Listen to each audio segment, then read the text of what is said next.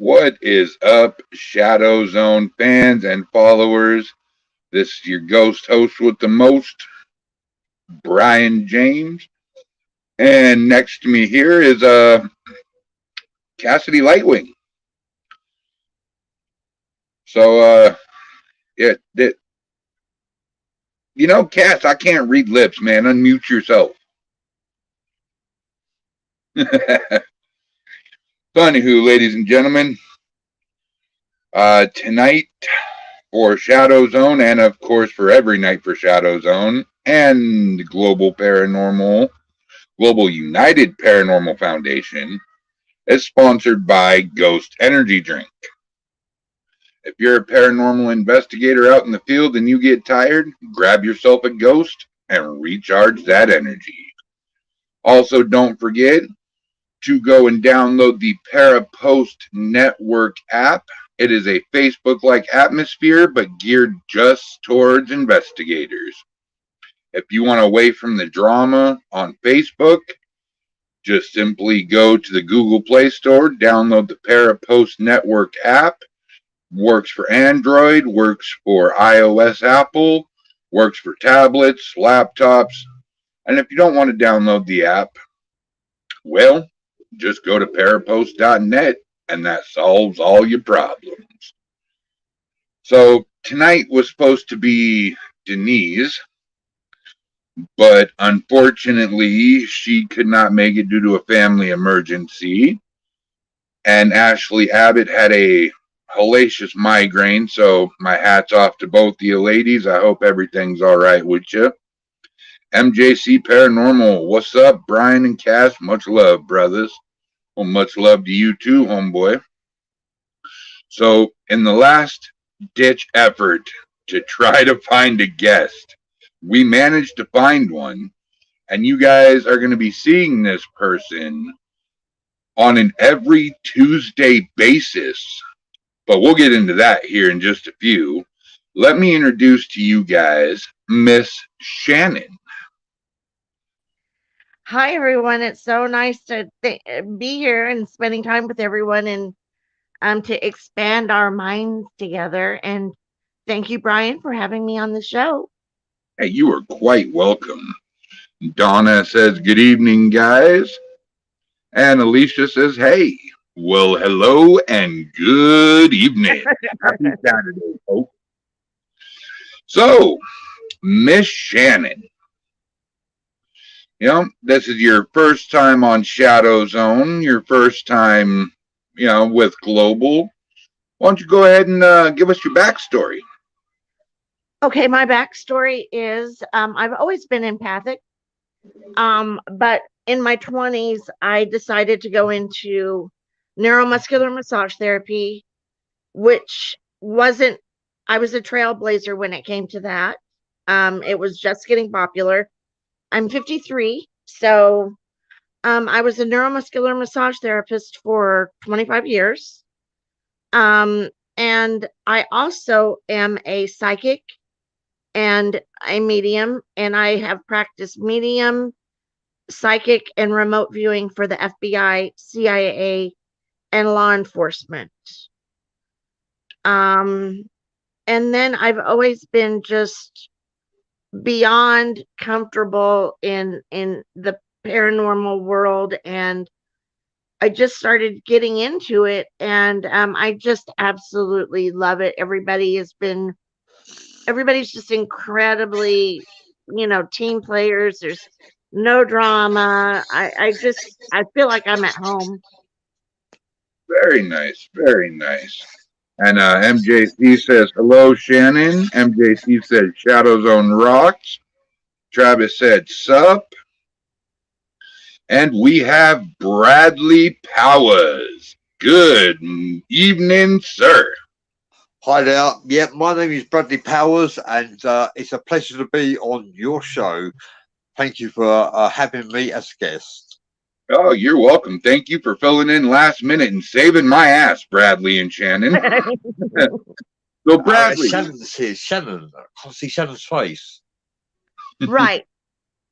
Because it was very last minute. So, Shannon, show your face. Come on. Behave yourself. Oh, come on, you gorgeous creature, you. Let's Behave Oh go. my yourself, gosh. Shannon. Come on. MJC Okay. says, hello, Bradley. That's better. That's much Oh, better. there she is. You are a Ooh, doll. ooh, dear. So, I Bradley, love. what's your backstory there, buddy? What's that? Sorry. What's your backstory?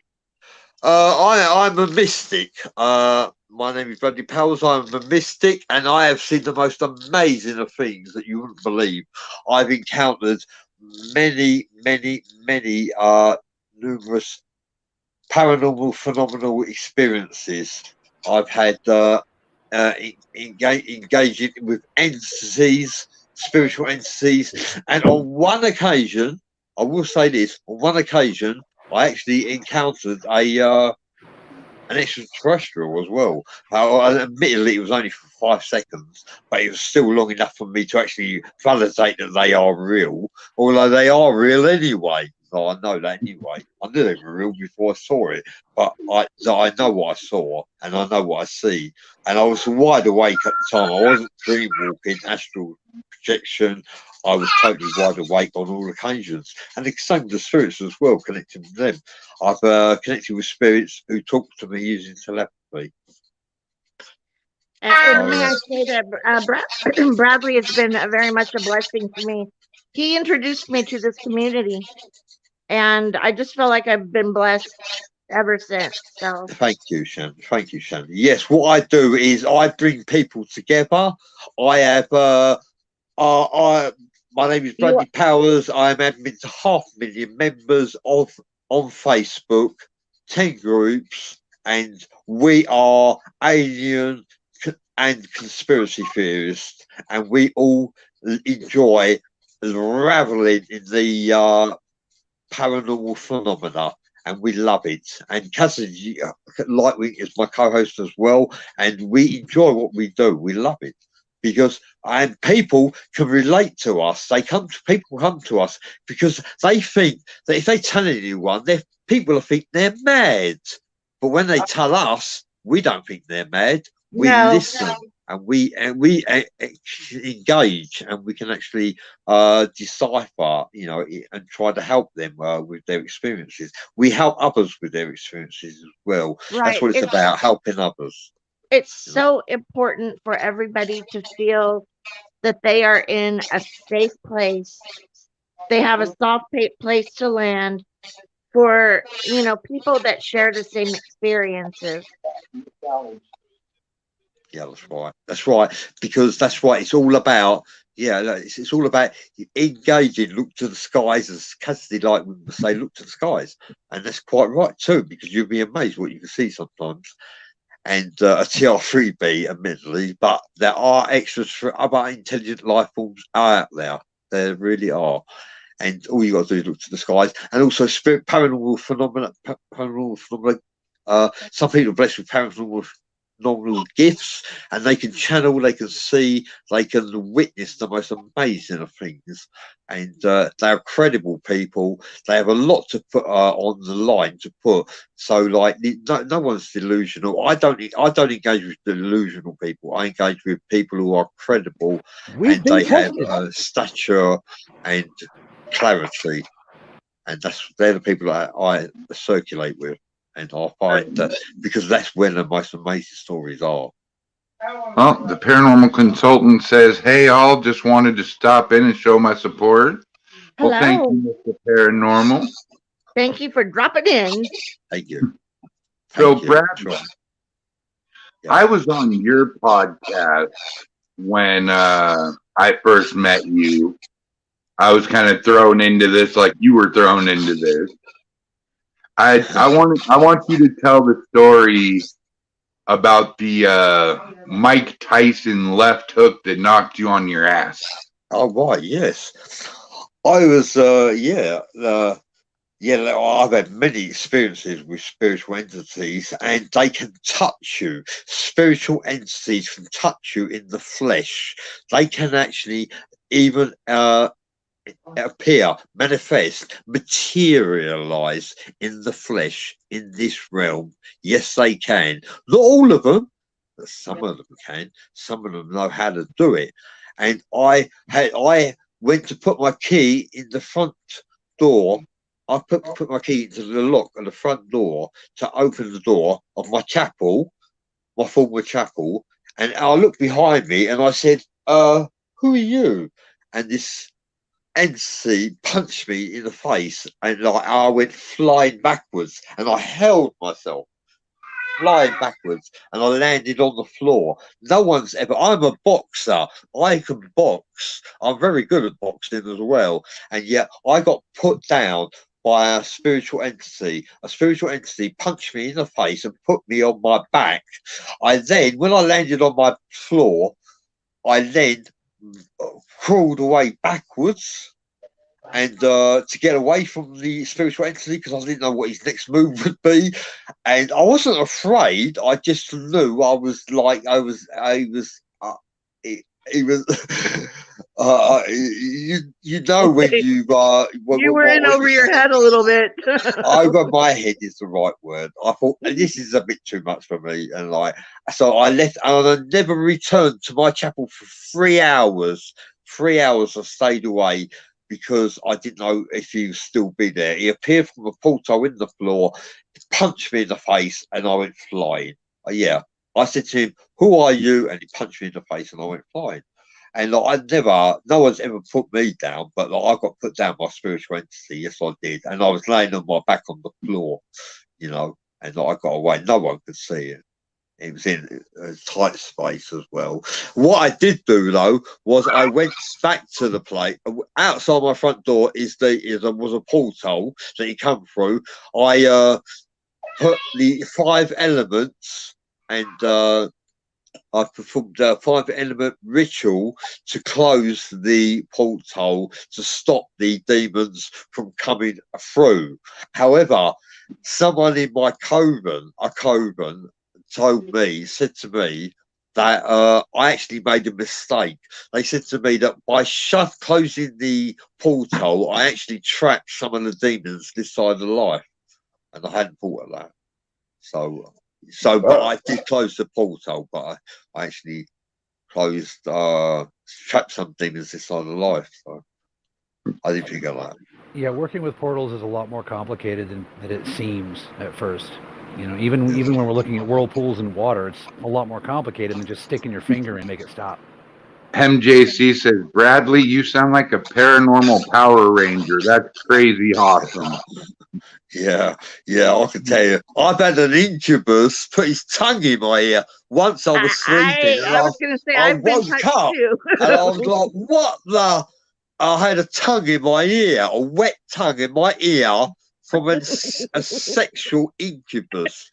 And I thought it was a demon that was coming to attack me. So I started to strangle the demon, and I then realised it was not a demon, it was an incubus. And I actually apologised, and I was strangling him. I apologised, and he said to me, "Make love, not war." That's what he said to me. Then he showed me some friends of his on my settee. We were all making out. And he showed me some friends of his making out on the settee. He said to me, "Make love, not war." I thought he was really cool about it. He had no eyes and no mouth. He had a featureless face. His face was featureless. But I didn't know what to say. What can you say? I just strangled the guy. Right. Who come put his tongue in my ear. He was lusting for me. And then I strangled him. Well, since this is probably the good time of year to say this, and it's a little inappropriate, so I'm not going to go into details or anything. I'm just going to skim over it. But my dad owned a timeshare in New Orleans, and we went to go visit, spend some time in New Orleans, party and everything. And my brother was there, and he was in a loft, and one night something kept taking the covers off of him, and he was freaked out. And so I heard about that in the morning, and so it's that morning, and we're hanging out, and we're drinking and eating and everything you do in New Orleans, which is fun. And so that night I got touched by an entity, kind of, yeah, inappropriately. It was just my breasts, is what I'll just say. But I mean, I woke up screaming in ecstasy. I'm embarrassed. And so yeah, like I couldn't put it together, but I know I woke up screaming, and I know what happened. And it was funny because I was telling the desk clerk about what happened to me, and there was two like 80-year-old women there, and they're like, well, if he comes to see you tonight, can you send him to our room? And I'm like, no, he's mine. Yeah, that's one area I never expected to take this job. Spiritual pimp at large. Right. Somehow the karma cost seems a little high. And I heard about him, that little cheating rat bastard. He had been going all around New Orleans, touching all the girls. Hey, Kat, you might be in luck, buddy. Shave that beard, pull that hair back, put a little makeup on. You look pretty sexy. He's going to have to buy me dinner first. Right. And if you're wearing a flamingo dress, baby. Well, and when I explain it kind of to people, because it was something very unusual to happen, people like picture this big throbbing demon with these muscles and like these horns and stuff, and he was like a drunk cowboy. It wasn't like the demon thing at all. It was just like a drunk cowboy that thought he could get away with. Well, he got away with it. See, the thing is, it's not as uncommon as you think, and it's encounters like that are common enough. They go all the way back. They've been documented rather for the last 200 years. The Thule Occult Society put a lot of work into that. To the point where there's actually a scientific term for it, or rather meta-scientific term called sculpting. So, and a lot of ghosts, spirits, etc., will do that for a variety of reasons. Some welcome, some not. Right. I didn't feel in danger from it or creeped out by it, or violated excessively. Maybe I shouldn't say that, but I just really didn't. Nothing harmful came from it. So. Yeah. Well, there are two pluses. You didn't get pregnant with a ghost baby. Right. That can happen. And hopefully you heard the song Rhinestone Cowboy in the back of your head somewhere. Right. Well, like I said, I found out he was cheating on me with every girl in New Orleans. Like, he has a name for himself because he goes around, inappropriately doing things. And MJC Paranormal says, how do you think I was born? See? Well, MJC, it starts out with the birds and the bees, buddy, but we'll call it paranormal for now. There was no father. He said he was a senator. I could trust him. Right. They all do. So, But yeah. Bradley, you are looking absolutely smashing tonight, good sir. Yes, I was looking at Global United Paranormal Foundation. Does that sound familiar to you? No, not at all. I've never heard of that before. Yeah.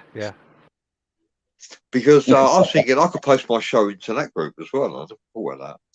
Global yes. United Paranormal Foundation is a good idea. I didn't realise. Also, they're working on a whole network for this stuff. Brian, a little word about Parapost?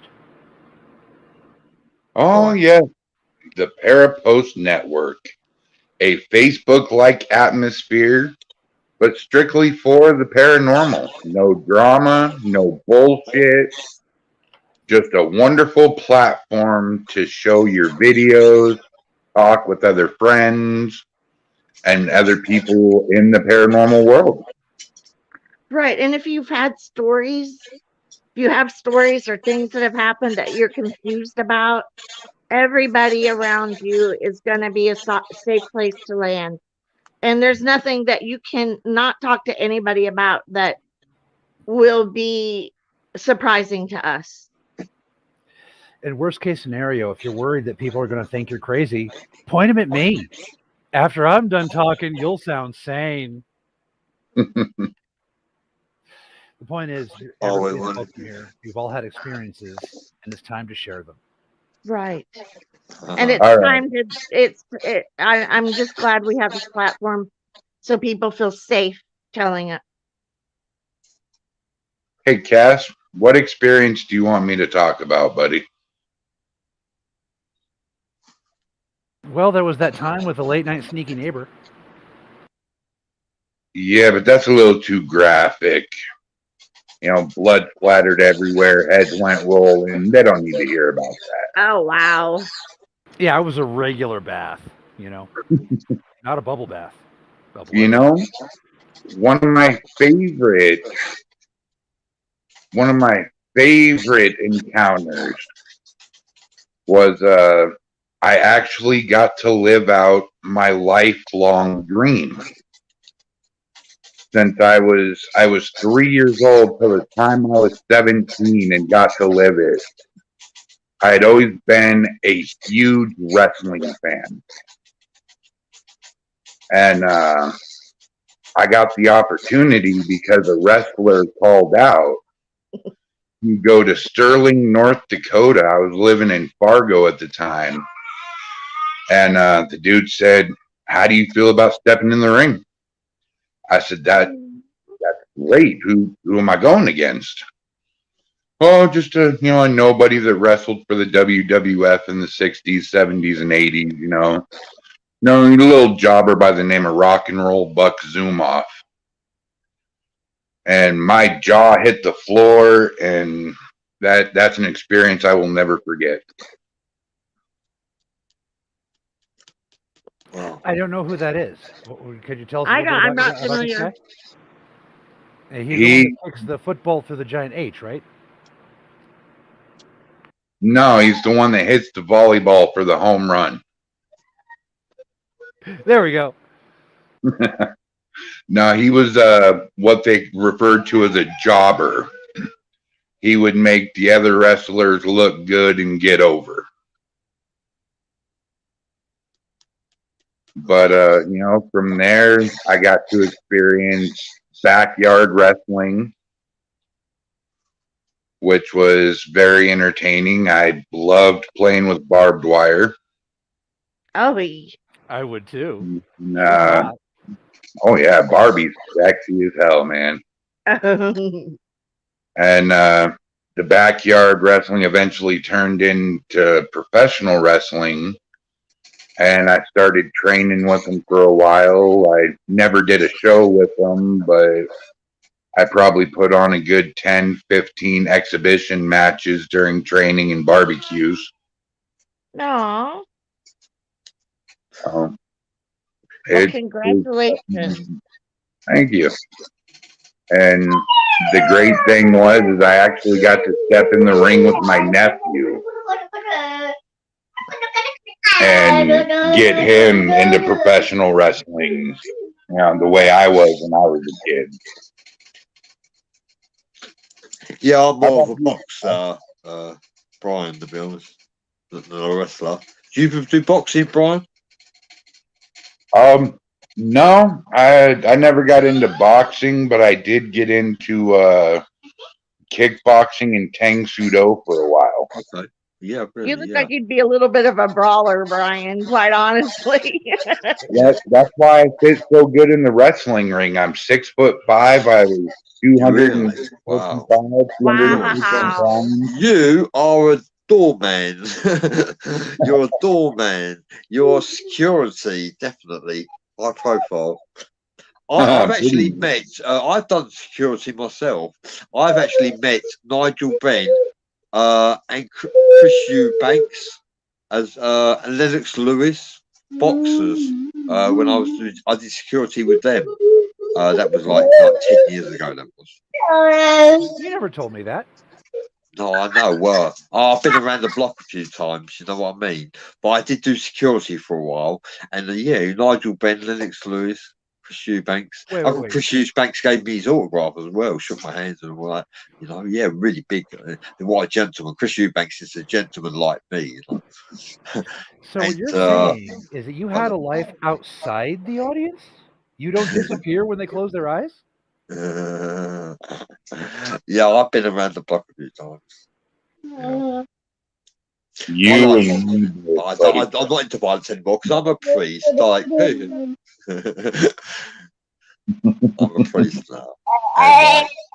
Violence is not the answer. Photo bomb session. Hey, Mikey. That is my 4-year-old nonverbal autistic son. Oh, really? Okay, cool. And he is just a dream. I love this boy. He is so smart. Yeah. It blows my mind. That's right.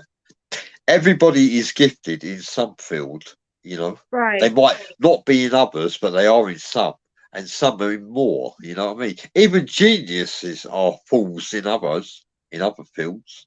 You know. No, I'm perfect.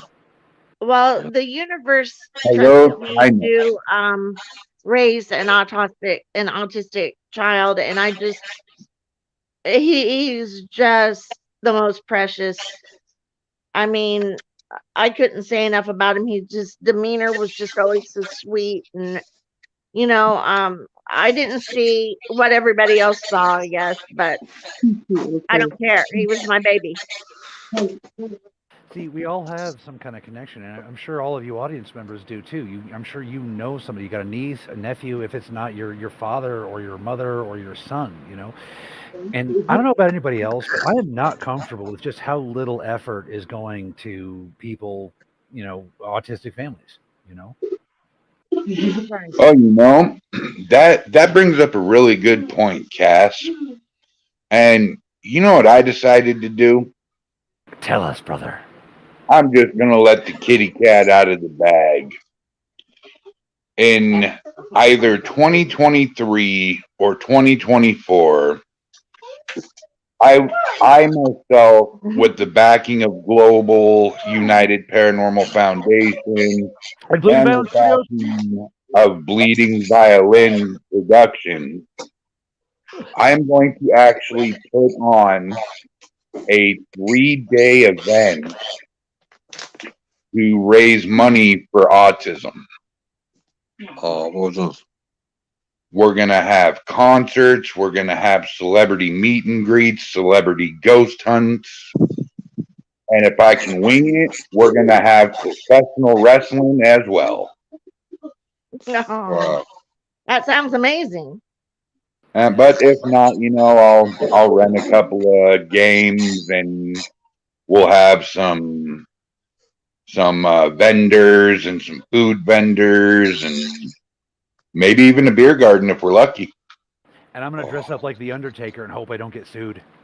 Yeah.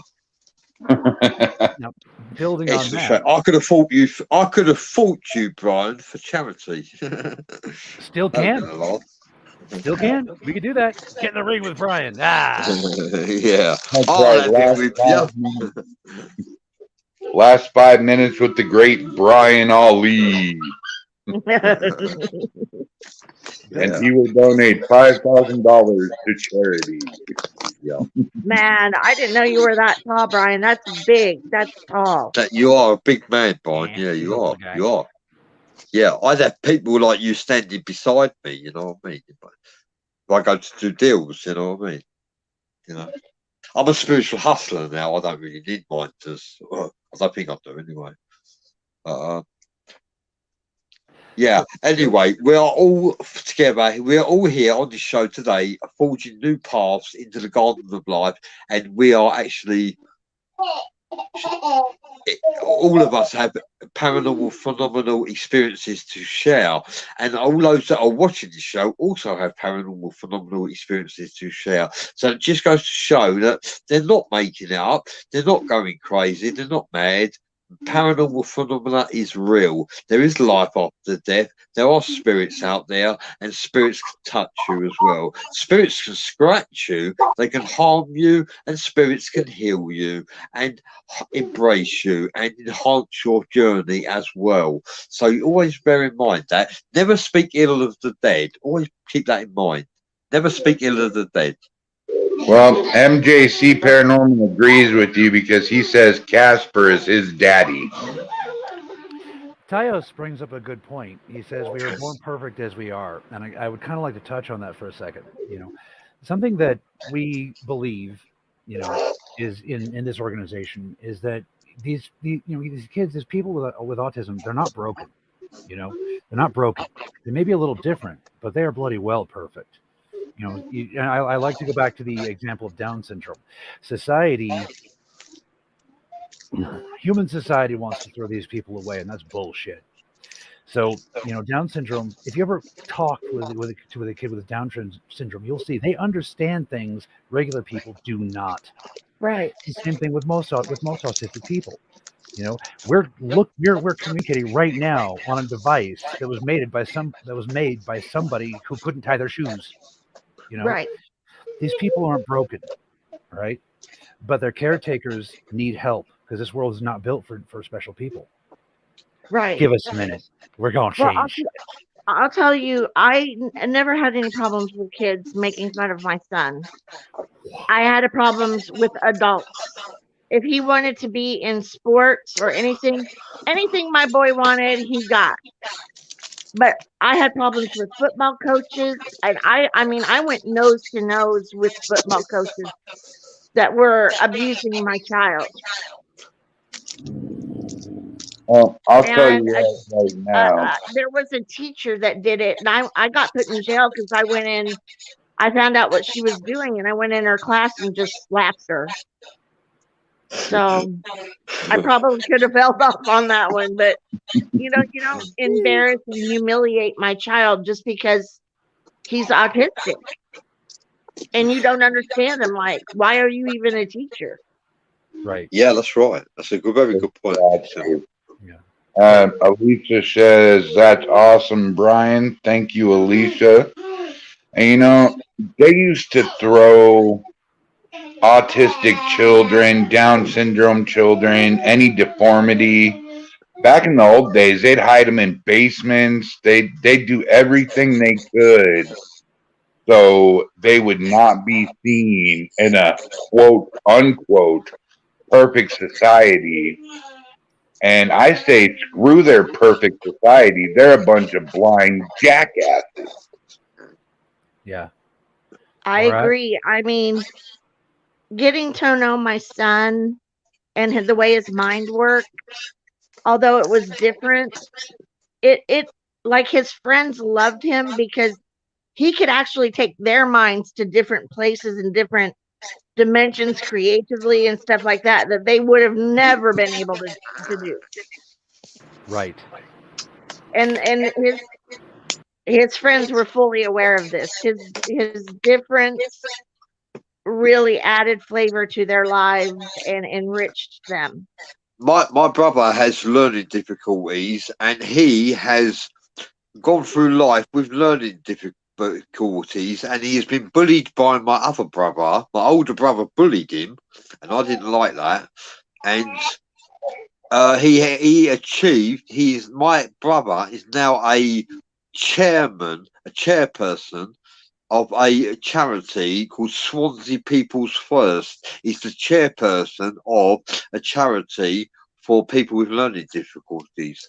Awesome. And that is amazing. Right. So it really is personal. It goes to show you, doesn't it? Yeah. My question is, though, is what happens if your ass runs into an autistic vampire? Throw a handful of rice. No. That's actually a legitimate thing. That's actually a thing in metaphysics, in Schottenjäger teachings. If you run into an autistic vampire, you throw rice. The rice has just enough life force in it to catch a vampire's attention, and they can't help themselves from counting. I don't know if it really works on actual vampires, but that's what You the know show what, predicts actually, today. Cassidy, that's an excellent answer. I've got to be honest with you. You made me smile on that one. That's a good answer. I mean, I Throw him didn't have rice. any An clue of what autistic to do. vampire, throw him some rice. That's the way to deal with him. Well, what about a Down syndrome werewolf, smartass? Oh, yeah. Well, You're not going to like that answer. Give him a silver crayon and a coloring book. He'll be good to go. Bend him over the nearest log and show him who's boss. That's going to sound very Give him a crude by human colouring book. standards. Yes, that's right. Yeah. Oh dear. You know. The thing is, Shannon, Bradley, what are your takes on the vampires and the werewolves? Yeah, very real indeed. I actually had something around my neck earlier, and it's actually come off. The chain broke. The chain broke as before the show. The chain broke, and attached to this vessel here is, if you can see this, this is a triquetra, and attached to this is a spiritual entity, and that spiritual entity is a vampire. A male vampire, a sanguine vampire, if I remember rightly. And yes, vampires are very real, and so are werewolves as well. And they do exist in the in other realms, and they can enhance your life. Vampires are like incubuses. What I like about vampires is they are like incubuses or succubuses. They are very sexual, and they when they they feed off your energy. They suck your energy from you. I admit that, but they lust. They love lust. And when you lust, you know, if you're on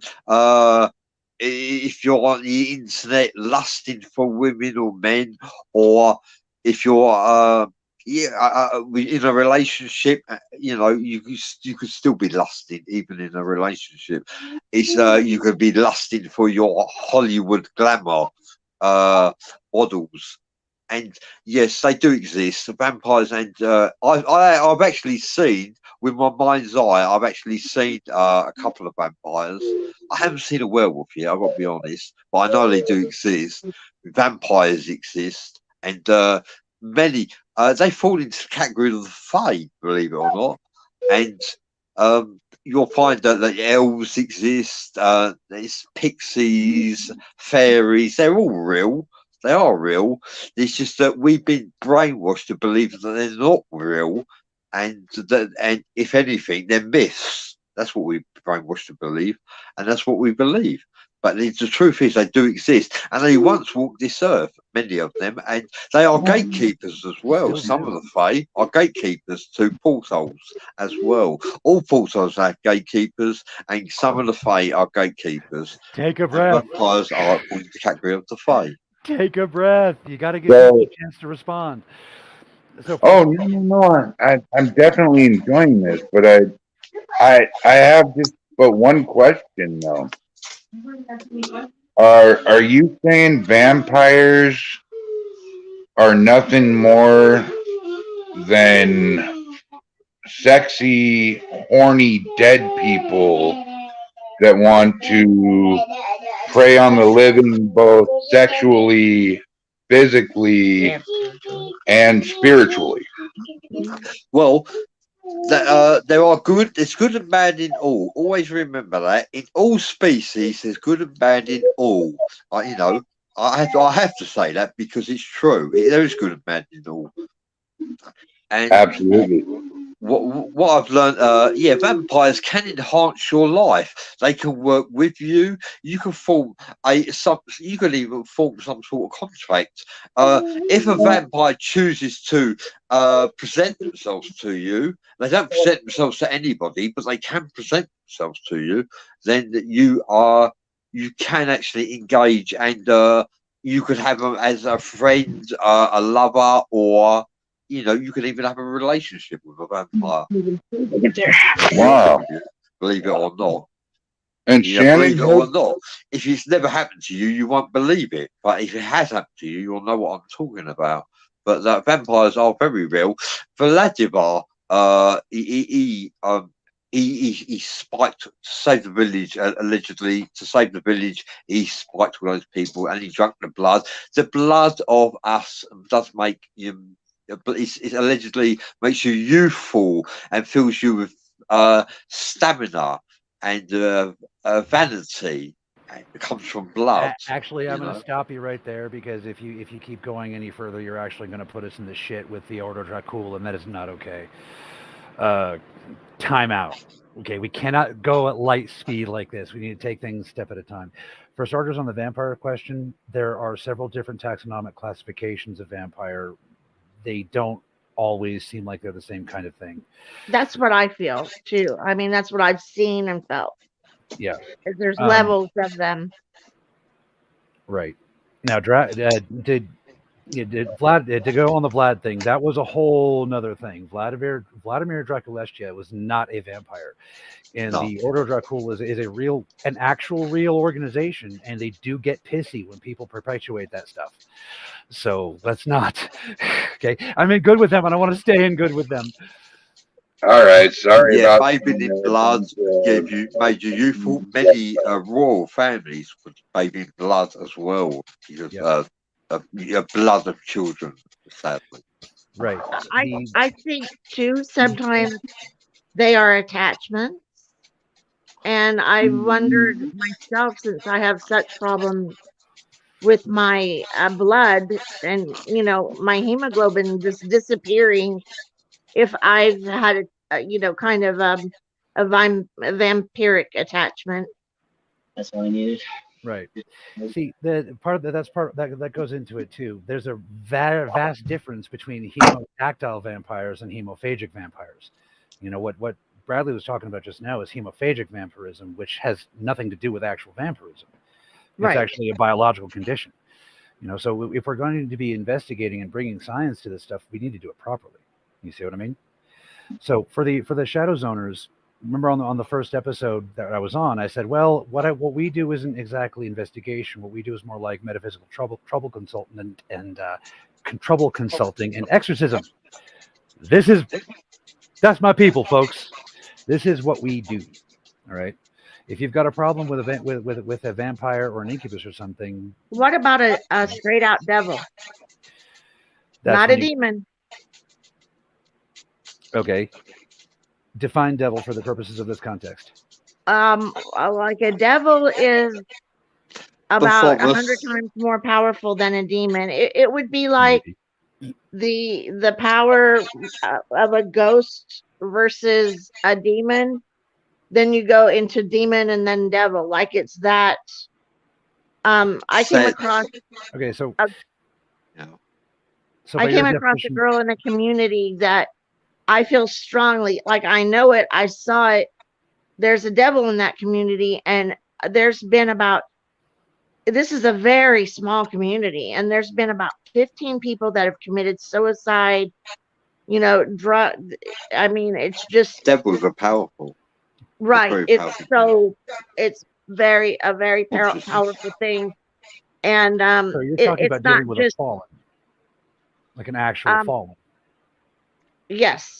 I know it. I saw it. Like I knew its power was stronger than demonic. Say- I know.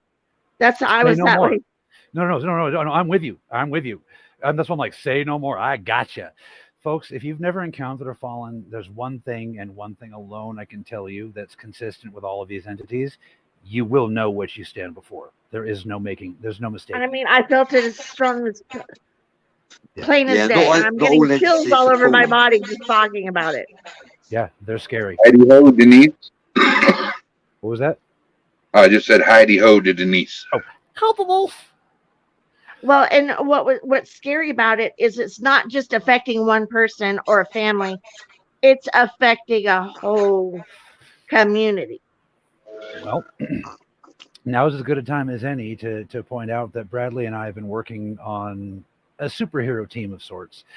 We call ourselves superheroes because that's kind of the only metaphor we've got these days. In the ages past, they would say, "Oh, they're gods." Fuck that. Right. So basically, what we've done is we've collected members of pretty much every tradition, mystical tradition, psychics, etc., in a group we call the Ordo Pantera, and That's the whole the heavy metal connection is part of the joke. But we call ourselves the Ordo Pantera. The fact is that these kind of entities are beyond any of us singularly. None of us are Right. Gandalf, as much as I would like to claim to be Gandalf. Right. I felt immediately I was in over my head. I knew I was. Yeah. The entity that ripped open my gut, it took a large number of light workers from multiple traditions all working together to end the incursion. So, yeah. So in situations like that, this is part of what Global United Paranormal is all about, is creating a directory that's like, who you going to call? Global United Paranormal Foundation. Right. So if you've got a problem, GPUF can hook you up with a solution. Tino said, I've had contact with one, but I don't know for sure if it is one, but sounds like what you've explained. Where I come from, we stopped keeping track of entities like this at what we call the 16th harmonic. Okay. Beyond that, it's too complicated. Like you guys live with gravity, space, up, down, left, right. Imagine living with 16 of those dimensions. Right. So the complexity gets beyond the ability to comprehend, even from us. And yes, I claim to be an alien. True. I told you I sound crazy. But so even my people don't understand these beings, which is like, okay, 16th harmonic, we don't keep track. That's big. That's a bigger animal than us. Right. Yes. That's why when we were talking earlier, I mentioned, the realm of the Holy Spirit, because there always has to be something bigger than evil. And the what's realm of bigger the than Holy evil, Spirit Shannon, is the Bible and the crucifix. And people could call it a book of fables if they wish. However, the Bible and the crucifix both carry energy, divine energy, celestial energy, that has the power to overcome evil and cause demons to flee. Right. There has to be something that keeps that realm in line. And so when people are like, I don't believe in heaven or hell, and I said, well, if you believe in demons, then their hammer is the realm of the Holy Spirit. That's what's going to keep their asses in line. Yeah. Well, what if you get, a person that's an atheist, doesn't believe in demons or devils or God, but believes that there are good spirits and bad spirits out there? Right. That's not an atheist, that's an agnostic. And I'm glad you brought that up, because that tells one of the strongest tales that humans as a species The Holy have to Spirit's a offer. spirit. Yeah. Exactly. The most powerful man on the planet, the species-wise, the most powerful human on the planet is he or she who has true faith in themselves. It doesn't matter what you have faith in. And this is gonna sound mumbo jumbo and bullshit, but speaking from a species with a different technological base, faith is itself an energy. Okay, faith is a form of 0-point energy. Once you can tap into it, it takes you to the next level of consciousness. Let's just put it that way. You don't have to have faith in a god, or faith in a Jesus, or faith in a baby Yoda, or faith in a giant spaghetti monster. Just have faith. Right. I agree. Let it handle itself, Now, that being said, if you want to find recommendation, I recommend Jesus. Tano says, I believe your words and I know you're an alien. Thank you, Thayos. That really, really does me a lot of good. It's funny, it's going to sound racist for a second, but non-Western cultures tend to be able to see who and what I am. Most especially Native Americans and Vedic Hindus. Recently, yeah. So get this, and this is part of the thing that Bleeding Violence Studios is bringing to Global United Paranormal. And Bradley can back this up, because he's been recognized too. What we're doing, and it's not just us, it's all over the world. It's there for anyone who wishes to explore it.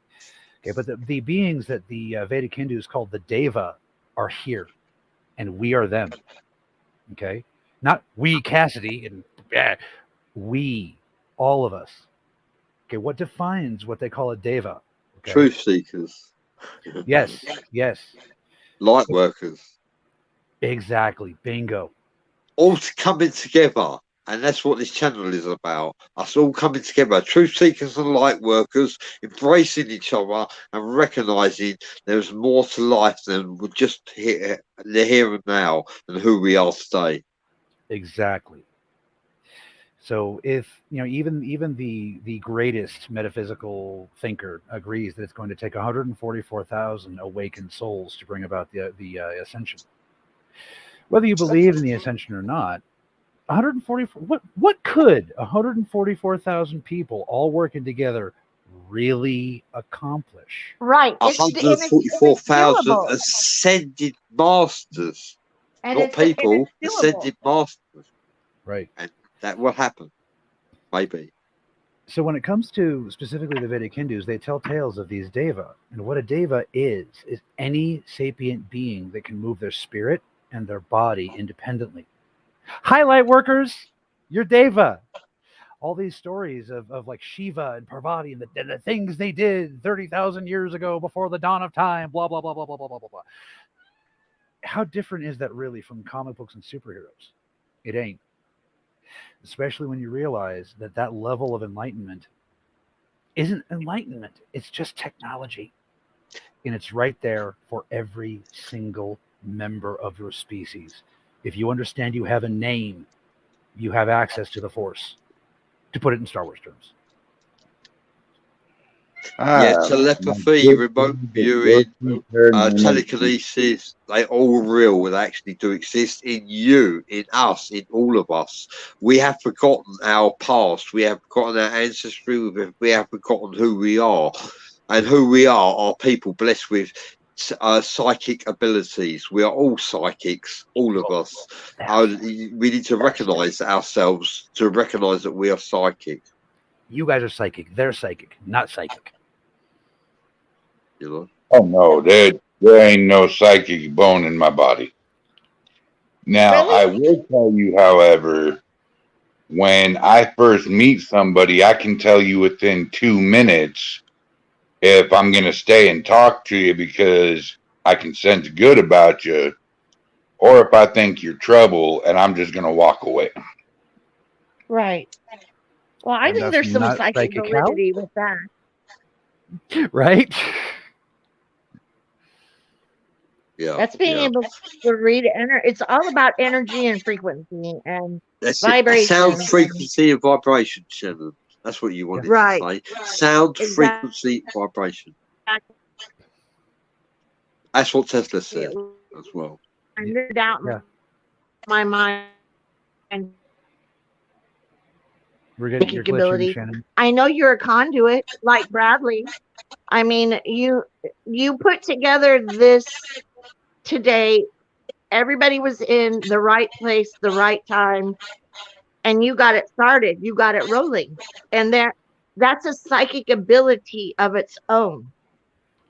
That's not psychic. Synchronicity of time. That's what that is, Brian. It's a different part of the brain. Yeah. Nah, that's just what I call fate and good fucking timing. It's synchronicity of time, Brian. We was meant to connect for a reason, you know what I mean? We can all help each other to lift each other up, and forge new paths as we journey through this garden of life. Absolutely. Right. And Brian, I just implore you to recognize when things work out, like today, when they start happening more often and more often, you can say, you know what, maybe I do have some psychic ability that, you know. We are all psychics. You made Shinola out of shit today, bro. Let's talk about psychics for a minute. The only people who are not psychics are atheists, and atheists don't believe they're psychic because they don't believe in themselves. That's why. The answer lies within. Scientifically bullshit. I get a message about 8 o'clock this morning from a lady named Shannon. Says, I don't want to text. Go ahead and give me a call. It's about the podcast. I don't know who the hell Shannon is, but I don't know. I just kind of got a warm, fuzzy feeling. So I called her.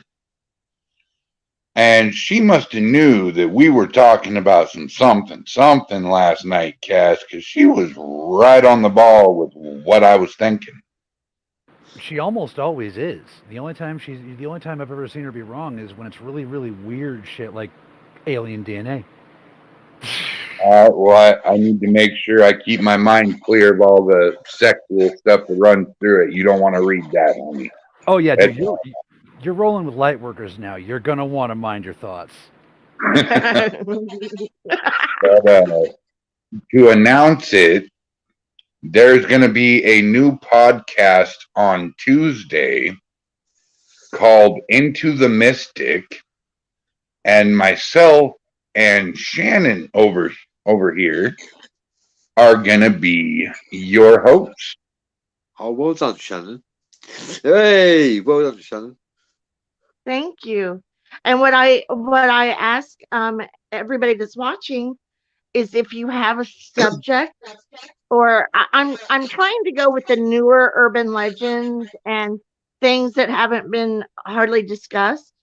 So if there's a topic that you've been hearing about, or that Black-eyed is children. intriguing, or that's intriguing, please let me know and I'll look into it and I'll research it, and and maybe we'll have it as a topic. I actually have an interesting question, and y'all are going to probably laugh at this, but scientifically, is there a way to tell human fecal matter from alien fecal matter? Yes, alien fecal matter will have a distinct ion trail. Well, and you bring that up, and that's something that I found interesting is I feel like all of our anomalies on this earth, like Bigfoot, like mermaid, like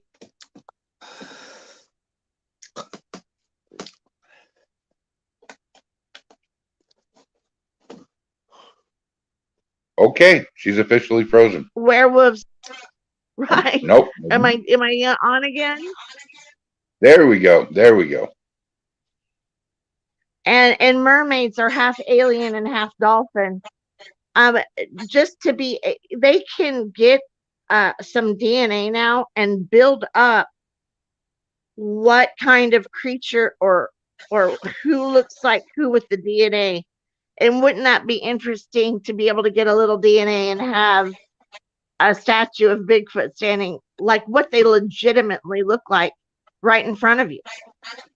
Actually, we're working on that. That goes back to what we were saying earlier. There's actually some genetic material supposedly from a Sasquatch Siberian breed, and if the scientists in charge there can meet a team they trust, they're willing to let them examine it. But it's right, to the I believe point that the Siberian breed is half alien and half polar bear.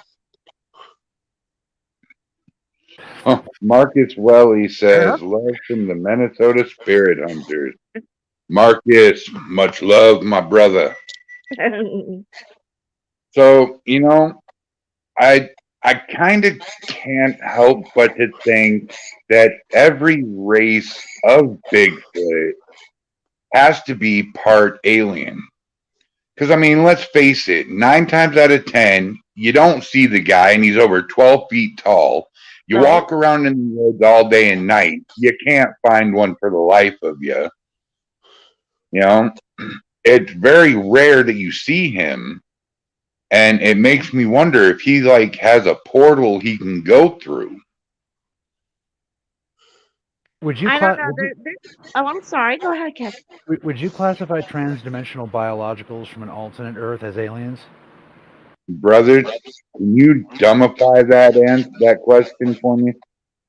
Okay, so what if they're not from a different planet, but from a different Earth in another dimension? Would that still classify as aliens? Yes. Then I agree with you 100%. I think if they were mixed alien, like I think they're like half bear and half alien. That's right. People need to recognise there's a difference between aliens and extraterrestrials.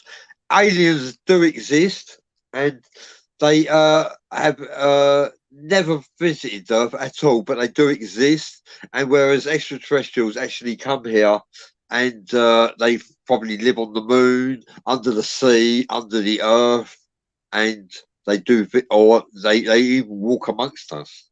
But there is a difference between aliens and extraterrestrials. Aliens have never been here. Ghost Some and say we are Paranormal aliens. So, says mountain monsters. LOL. There's a lot more monsters in the mountains than you think, broski. People Right. like Well, I know that they have a predatory essence, but they practice prey moves for survival. I was watching something about it one time, and a Native American guy said, "You see, they smell. They smell. You can smell them from miles away." So I got thinking about it, and a lot of prey that just really have no predatory skills will rub themselves in their own scat. And so I feel like that's something they do to get rid of proof that they're there. And it's a complete prey move because people are always looking for Bigfoot scat. They can't ever find it. Well, they're rubbing it all over themselves. really? Wow. Well, that's got to be some matted fur right there. Right. Yeah, Bigfoot Yeah, I mean, stink. but that's one thing the Native Americans go, you can smell it. And he even made a real nasty face. He said, you can smell them from miles away.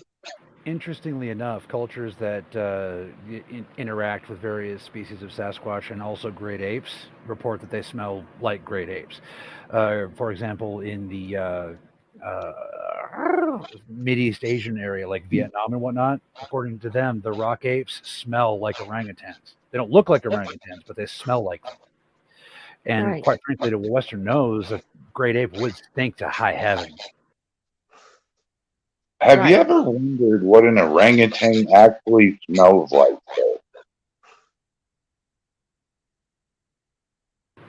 For about 5 minutes, and then I went and smelled one.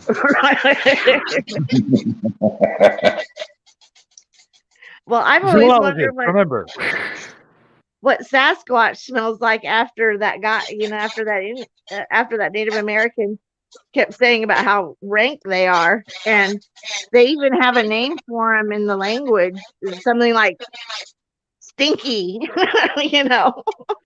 One of Dude, skunk bear. It's all making sense now. I think I'm finally figuring out why my wife calls me the Yeti all the time. That's not a compliment, it's an insult. She says that she's saying I smell like shit. Oh, me and her are gonna have words tonight. She's pregnant, so you better take it easy unless you want to get clawed up. Right, get beaten with the stick.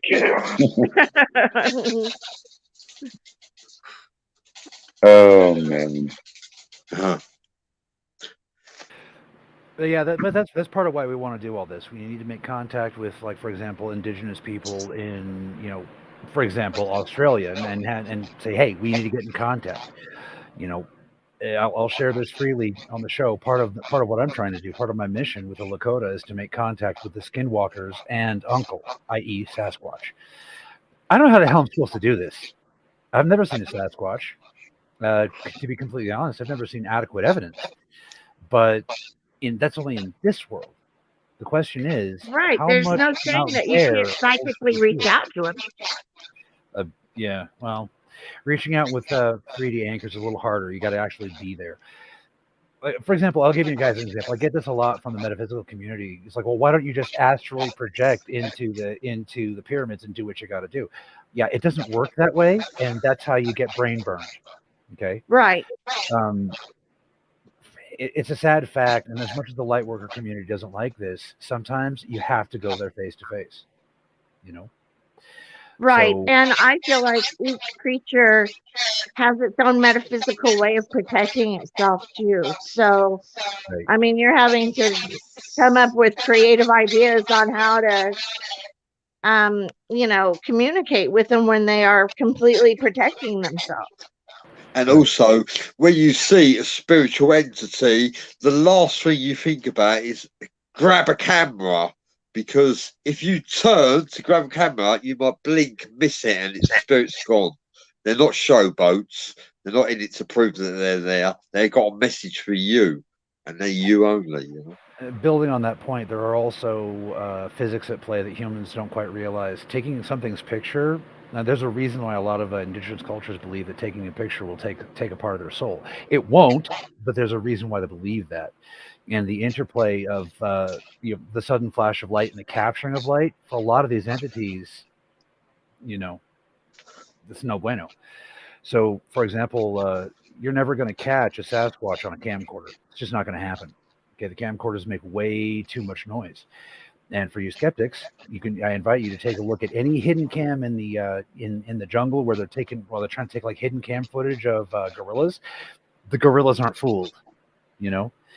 The animals can sense things you can't, and that includes Sasquatch, Right, and chupacabra, and all this other stuff. So just because you guys aren't pained by a sudden flash of light emanating from an iron base doesn't mean a fairy won't be. So, right. But Do you every think single one of these problems chupacabras could you be overcome. half alien and half dog, Cass? And chupacabras are raccoons. They're basically what will happen to a raccoon is raccoons will get a very specific kind of mange, and when they get that, their teeth hurt and they lose all their fur. So now this particular disease is local to that particular area where the chupacabra comes from. So when biologically analyzed, what happens is a raccoon will get this form of mange, their teeth will get all loose, and so the only thing they can do is drink blood. So they'll go and they'll bite a sleeping animal and they'll drink. Now the cool part is raccoons have been filmed doing this. If you show a film of a raccoon doing this to somebody who's seen a chupacabra, they will flip out. That's it. That's it.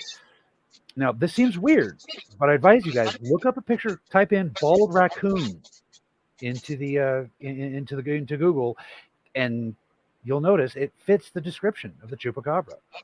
Right.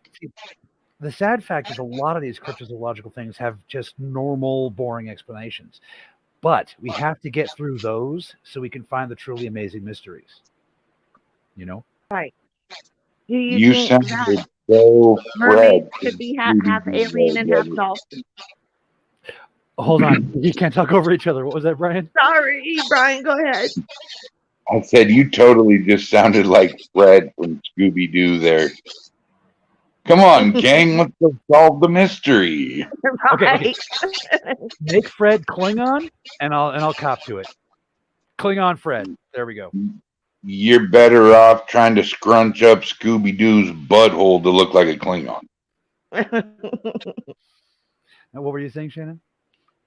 Do you think that mermaids could be half alien and half dolphin? Half dolphin? I don't know. I'm not sure about that one. The thing is when it comes to merfolk, again, that's a very wide definition with a lot of different taxonomic classifications.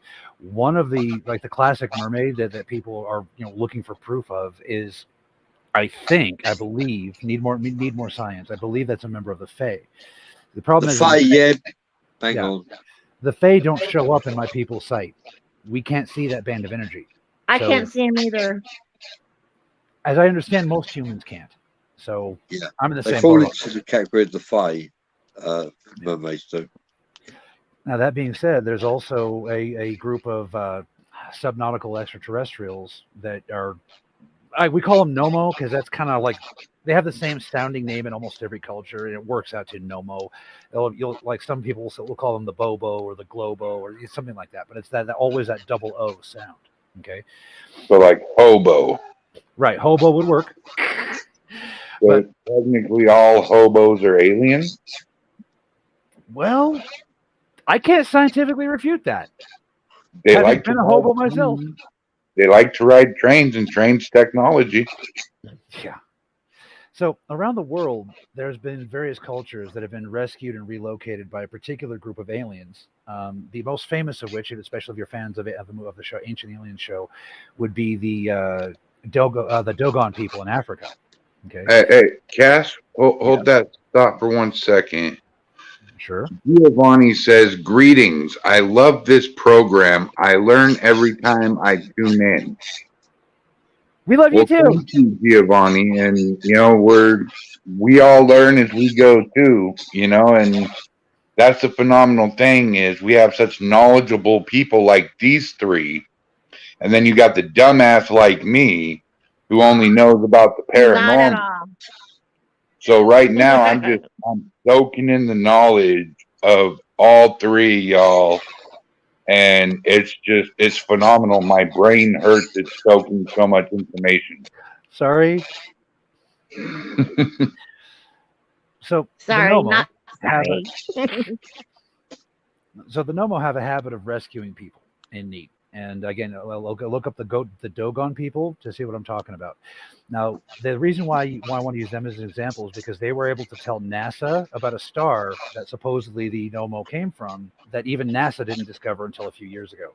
There's literally no way for a Stone Age group of tribals to know about a star, to know about this star. It's impossible.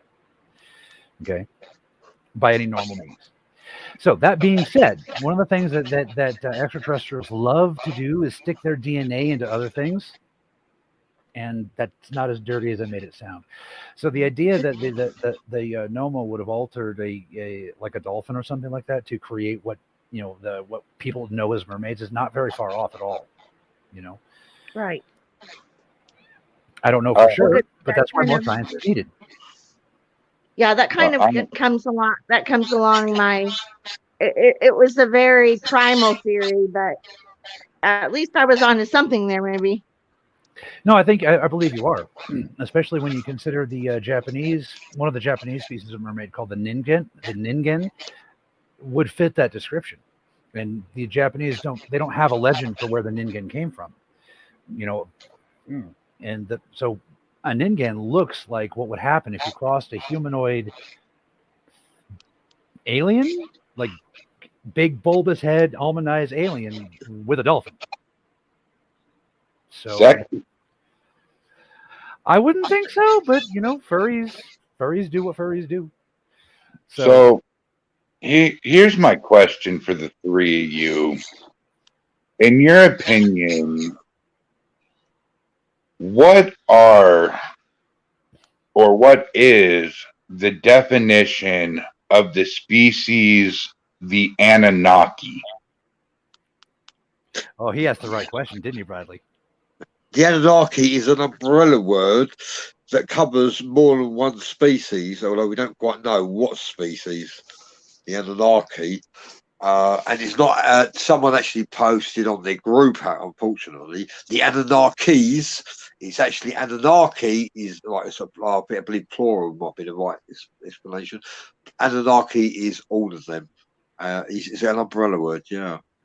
And I believe they present themselves as avatars to us. I think they presented themselves to us in a form that was comfortable for our eyes, and we worshipped them as God because they are ascended masters. They also are familiar with teleportation as well, and possibly time travel, and we worshipped them as gods. And Mesopotamians did this as well. And the thing is, I think it's possible that the Anunnaki could have possibly stemmed from dragons. So, what do you think, Sean? Hold on 1 second here. Giovanni says, "Excuse me, Sir Cass. What are your thoughts on or of the Skinwalker Ranch in Texas?" I've seen like bits about it, like on Ancient Aliens, of course. I'm trying to do a joint thing with my Alien Life podcast and Cam Logan. Shout out to Cam Logan. Check out my Alien Life podcast on YouTube. And we're going to try to get like an investigation or something going. Hopefully, Global Paranormal can help with that. See, part of what we're trying to do is put together a network so that we can go around and give all these places an actual investigation. You know, I know a lot we of. lost Shannon. She'll be back, probably. I She was hope having some connection. She was having some Hope connection. it isn't thunder. So we're trying to put together an investigation. I would like to know what's going on there as well. I have some theories.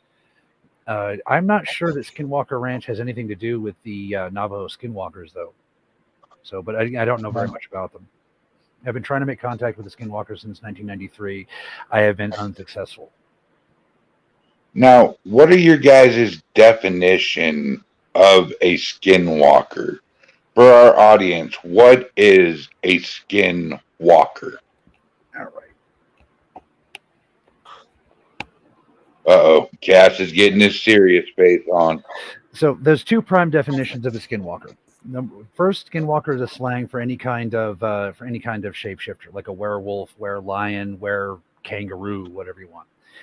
Now, however, when it comes to actual metaphysics, a Skinwalker refers to a very specific sect of Navajo shaman who practice a very, very specific shamanistic art. And it's considered a dark art, but no one can tell me why. Okay. Now, Keaton, a reminder for the audience who don't know, I'm on the outside of Native American society. I am Shawnee by blood, but the Lakota took me in, and I don't know my own people's ways. So I don't know. But according to the other natives, they say that it's a very, very dark path. I imagine the Skinwalkers themselves would disagree, but I can't get any of them to talk to me. You know, there was a group of Skinwalkers in the Bay Area in the 90s. They would not speak to me, and I don't want to say that they were afraid, because that would sound like I'm bragging. And what are you going to be afraid of? It's just me, you know. But I probably stank or something, you know. I probably offended them in some way, is what I'm trying to get at. Smelled like a Bigfoot. What was that? But he probably smelled like a Bigfoot. I have been told. Yeah, humans do not like the way I smell. Even fresh out of a bath, I don't smell normal. And humans are either extremely agitated by it or extremely attracted to it. And there's usually not a whole lot of milk around. All right.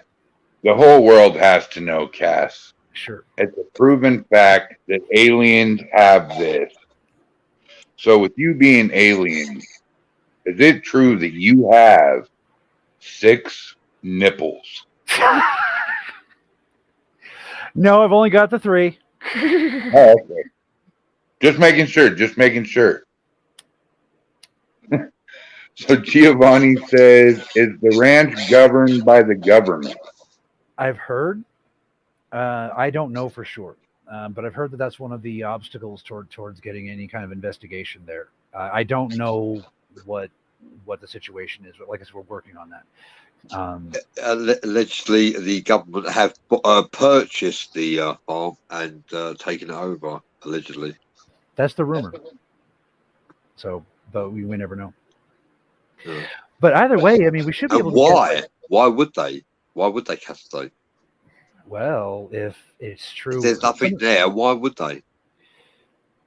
Well, if there's nothing there, they wouldn't. That's the point. Hence that leads to the conspiracy. So whatever is causing the gravitational anomalies in Skinwalker Ranch is what they're after. The question is, what's causing the gravitational anomalies? A lot of people believe there's a UFO, like a crashed UFO under the soil. That could be true, you know, but we need to be able to figure it out. If there is a UFO, that would explain why the government hasn't sent anyone down there to dig it up, because anyone who got close enough would be dead. So, you know, folks, that's what I'm talking about right here is one of the reasons why the government lets me do what I do. They know who I am. They know where I am. They're helping keep my daughter alive, for fuck's sakes. The reason why they leave me alone is because nothing my people want to do here has anything to do with disrupting your society. You see what I mean? We're not here to fuck with your politics. We're not here to fuck with your money. We're literally just here to get the vibration going for the entire planet. So they leave me alone, and they let me get away with a lot. I'm not sure if that will extend to Skinwalker Ranch, though. What's your intake there, Bradley? Yeah, well, like the government have purchased a property because obviously it's a viable property because they don't want information leaked out, and they will find out themselves what they will study the place, and they have the equipment to find the electromagnetic frequency that flows through that branch, and they will find out themselves where the source is coming from. Right. And if it turns out to be a UFO, we can shut the offending reactor off, and then they can take it away. So, like I said, the government lets us work because we are useful. Although they did mess with Barry, didn't they?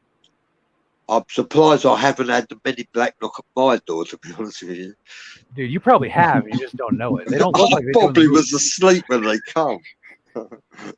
Dude, I'm telling you, we got to get Dan Aykroyd on the show sometime. If somebody could email Dan Aykroyd and say, "Hey, we don't want to talk about the movies. We want to talk about your knowledge of the metaphysical.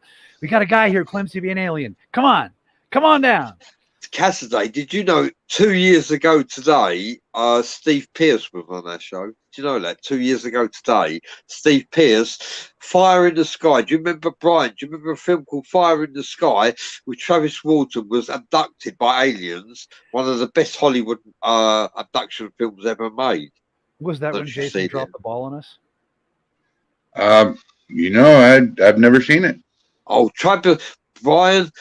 Make it put it on your bucket list. Fire in the Sky. Watch that film tonight or tomorrow. Travis Walton is in my group. I have a group, private group on Messenger. Travis Walton, the guy who was abducted, and they made a Hollywood movie about him. He's in my group called Esoteric Family. And I also have the witness who me and Cassidy had on our show on Esoteric Hours. And Steve Pierce was a witness to the abduction as well. And 4 of them took a lie detector test to say whether they were lying or not about the abduction, and they all passed. In fact, they put for a second test as well, and they passed that as well.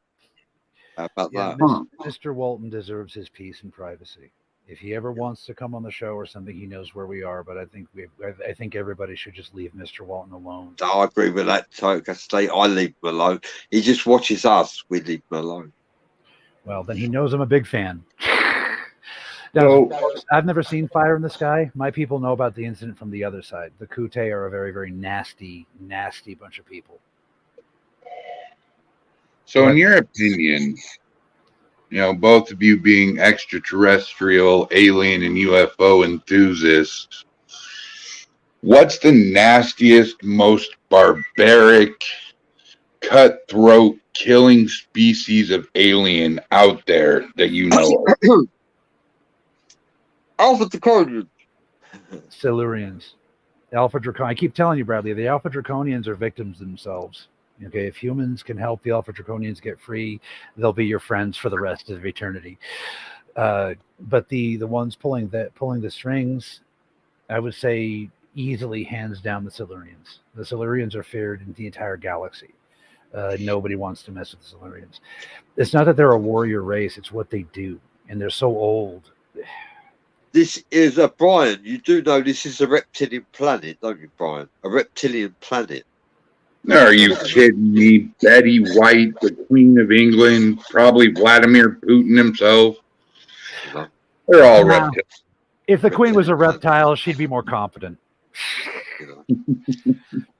But no, Bradley's correct. This planet was inhabited by a Dracothidian race before humans arose. Alpha Draconians, yeah, very brutal predators. One of the Greys say the Alpha Draconians are the ultimate warrior. However, I disagree. I don't agree with the Greys. They say the Alpha Draconians are the ultimate warrior. They can read your minds. They know that you sense your fear. They sense your fear, and they can outrun you, and they are smarter than you. However, they are not the ultimate warrior. Dragons are the ultimate warrior, if you believe in dragons. And you also dragons are the ultimate warrior. You also have to consider the source. The Zetas are what, 4 feet tall? I mean, they're dragons could be 6 miles long or more. All right, you put your nastiest, battle-driven, thirst-hungry alien Oh, you want warrior aliens? That's a radically different story. You drop all the weapons. You throw them in a ring with Iron Mike Tyson for 12 rounds. Who's coming out on top and why? Dragons. And Lyrans. dragons are not aliens. No. I don't believe. Lyrans. Dragons. Lyrans. Dragons can beat King Lyrans. Lyrans. They slap your ass. Ah! Okay, now I'm doing artwork. Dragons versus lions. Dragons can beat a lion.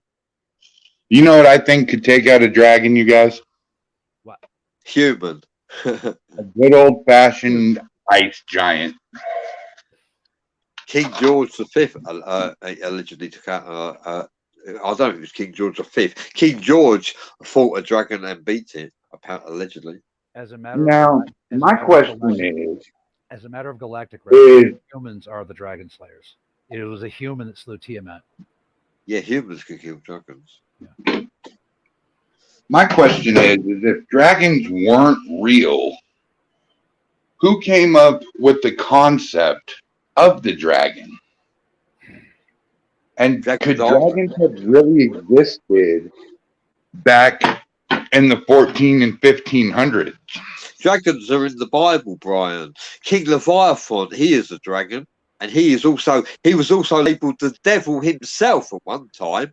However, King Leviathan might have been the devil at one time, but other people have also been like Baal, Beelzebub, and there were other devils as well. In fact, anyone that opposed God was any superpower, any god that opposed Yahweh, Jehovah, was a devil. You know, and Beelzebub, Baal, Baphomet, they all fall into that category as well as Lucifer. Yeah, when it comes to raw, like the ability to fight, and this isn't going to make sense because right now humans fight stupid, but humans have this ability to see through problem solving and see through things in a way that allows them to thrive in places that most other races simply cannot. Again, it was a human who defeated Tiamat, not a Pleiadian, not a Draconian, human. Okay, humans are far greater than you guys give yourselves credit for. Yeah. By a We wide are more than who we are. Yeah. Now, if you want to talk about sheer combat savagery, I'm going to go with the Kute. And the reason why, basically, imagine a xenomorph, right, from the Aliens movies, right? Imagine something with that kind of capability, but also, around a 3,000 IQ. Around what? Around a 3,000 IQ. Do you know dragons don't just breathe fire? Some dragons can breathe acid. Let's pick one subject. Sorry. No. Let's go with dragons. Dragons can beat lions. No. Keep going with the elemental thing. That's very important. Yeah. No, go for it. No, sorry. I didn't mean to interrupt. Okay. So if you look into like experiencers and abductees and UFOs, you're going to find that there's a race that the UFO crowd call the mantids. Okay, that's what I'm talking about when I say the Kute. Kute is what my people call them. They are very, very savage. All you really have to do to picture how savage they are is watch a video of an insect fighting. It's not pretty. Very, very, very, very ugly. Luckily, they are very civilized people, so mostly what their neighbors have to worry about is hunting excursions, which is what Earth is experiencing right now. So. Well, this is going to sound like a really odd question, but do you believe aliens have their own form of marijuana on different planets? Yes. Yay! Yes, we do. So is it all aliens are potheads? No. Almost every biological species has some sort of plant requirement. Now, in humans, this is going to sound weird. It's going to sound like I'm some kind of crazy hippie, but humans actually have cannabinoid receptor cells. Like it or not, humans evolved with cannabis in their diet or in their smoking something. Okay. Some of us humans, right, get high on life. We get high on life. We are excited to be here. Every day is a thrill, and it's a gift. Life is a gift, and we are high on life. There are loads of us like that. That's how you ascend, actually. Giovanni says, "Oh no, space weed. That's too much." I'm not talking about getting high. I'm talking about plant receptors in Yeah. Although brain chemistry. magic mushrooms is God's herb, weed is God's herb. You know, No. LSD. You know. Well, if you listen to Terence McKenna, he believes that LSD and various forms of mushroom-based experiences are actually alien technology. So Yeah. But no, the thing is every biological species requires some form of plant intake. Okay, that's just a fact. You know, if you guys like on your own planet, wolves, lions, etc., they'll eat the contents of a herbivore's stomach first, very first thing. Okay, because they can't digest it themselves, but they still need it. Now, the fact that THC is a cannabinoid is not what I'm talking about here. Okay. Angels get high on holy water. They get I suppose. tipsy when they drink holy water. An angel told me that, believe it or not. I can see it. So when people say that you have cannabinoid receptors in your brain, most people hear that and automatically think weed. Okay, THC is not the only cannabinoid. Most cannabinoids do not get you high at all. You know what's a cannabinoid that most of you have consumed? You're going to love it. Lemon peel. What? Lemon peel. Lemon peel. Mm-hmm. Not all cannabinoids are related to Shannon, Brian. Shannon said if you send her another link, she'll try and get on. She can't get on that link. Gotcha. Okay. So, all right, boys, you continue on. I will be back. All right. Okay. Oh my God, you're not leaving me with the lion. Right. God, the nerve.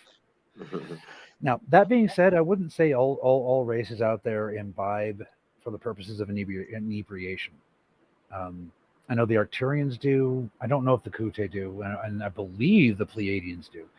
But keep in mind, you guys are going to have to ask the others these questions when they get here. You know, the universe is populated by literally trillions of races. Drake's equation isn't fucking around. So, you know, it's a good time to be alive. Yes, good time to be alive. We're in the age of Aquarius, the age of technology, and technology can enhance your life. It can make you brain dead, it can make you soulless, and it can educate you and make you wiser as well. It's up to you how you balance it within your life. Don't let technology destroy your soul. Learn from it. Yeah. Use it as a tool. Don't let it I become you. learned a lot from technology. I learned the do's and don'ts of getting out of hot water with the police by watching shit tons of episodes of Cops. Hey, that's a valuable skill. Don't knock it. Very valuable. I am 38 years old and have never seen the inside of a jail cell yet. Nice. I'm old enough to be your dad. What are you doing up at this time in the morning? There she is. Although you'll honestly take one look at me and instantly think I've done 15 years in the pen. No. It's all the jailhouse style tattoo. Wow. Are you a con? An ex-con? No, I'm just a fat guy that's addicted to tattoos. I have over 45 tattoos. Oh, wow. It's nothing wrong with going to jail. If you've been to jail, you've been to jail. You know what I mean? It's hard to stay straight in this world. Hello, Shannon. I asked him to send the link to get you back in because I was missing you, Shannon. I got to be honest. We was missing Shannon's. I was missing your glasses actually. That's what I was really missing. Thank you, and I miss you all immensely. Yeah, what would this show be? Have a little Shannon flavor. Well, did they tell you about the Anunnaki? That actually worked out really well because I am like you, Brian. I don't really know anything about them. Whatever I'm learning from Cassidy and Bradley and the people in the group. Ooh, Cash. I'm very familiar with the Anunnaki. Well, Enlil and Enkai they were master genealogists. They were Liberites, actually. Master genealogists, and they allegedly created the human race. You know? How about that one? So, did God create us, or did the Anunnaki create us? Enlil and Enkai. Allegedly, Enlil is Yahweh, God, Jehovah, and Enkai is Lucifer, allegedly. That's favoured by many people. You know, and then you've got King Anu, Thoth, Super God on the Moon, Marduk, Yeah, and I blame the History Channel for that nonsense. Horus. I don't watch TV. I've watched TV for 12 years. Yeah, I'm telling you what I've learned. I just got a new show word. Yeah. Jantazzle. That's Okay. cool. She's gonna add a little shandazzle to the show. She is dazzling. She is a bedazzler. Shannon is a bedazzler. Thank you. She melts you. I feel Don't that look in her eyes. She'll melt your soul. No. Yes, you will. I wish I had that power. I'm 6 minutes late to go see my wife at work. I will catch you guys later. Okay, Oh, Cassidy, go. Okay, mate. All right. Catch you later, Cassidy. Thank you for your time. Well, then there were 3. Well, I thoroughly believe that we were put on this earth by aliens. But I do feel like aliens are very aware of a creator and, you know, like a heaven and a hell type scenario. Well, let's stop and think about this logically here for a second, guys.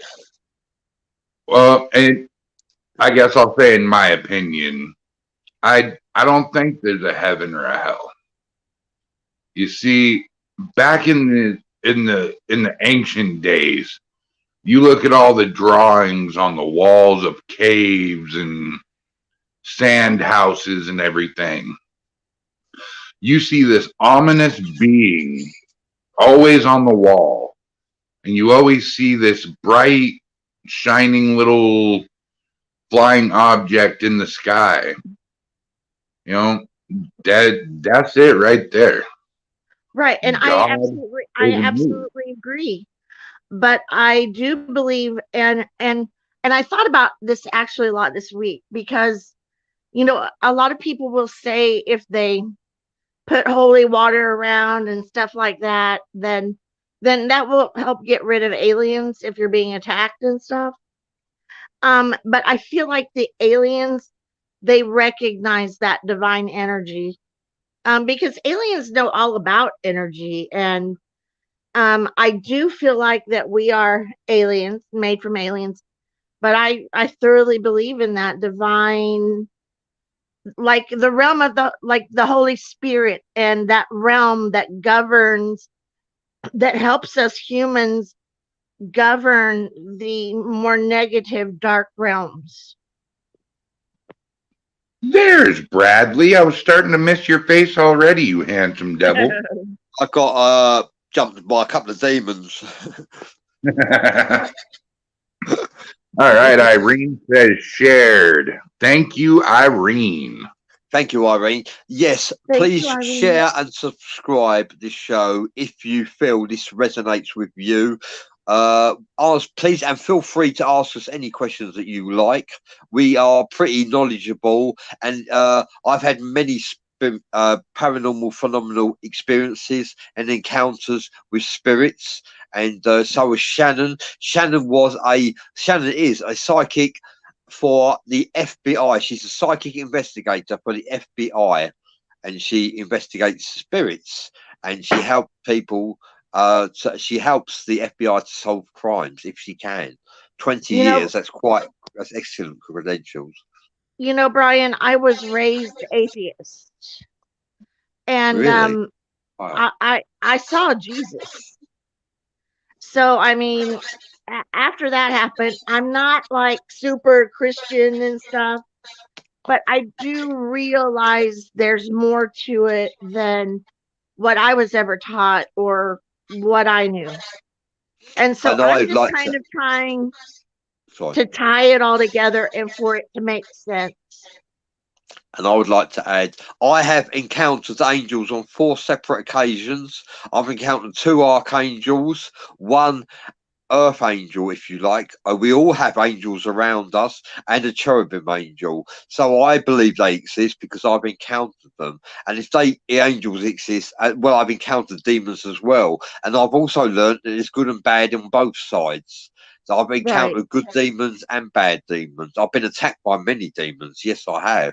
But I have also encountered good demons that wish to enhance the lives of humanity, if you are willing to embrace it, that is.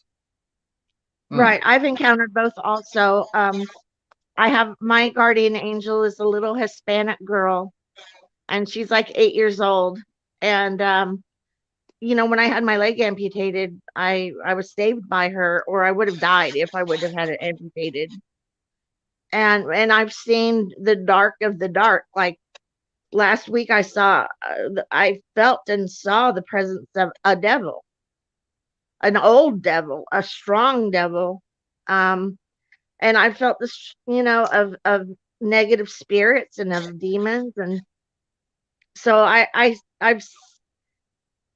with that, you know, being raised an atheist, I feel like I wasn't head over heels for something. You know, I had to really see it and experience it to believe it, and that's understandable.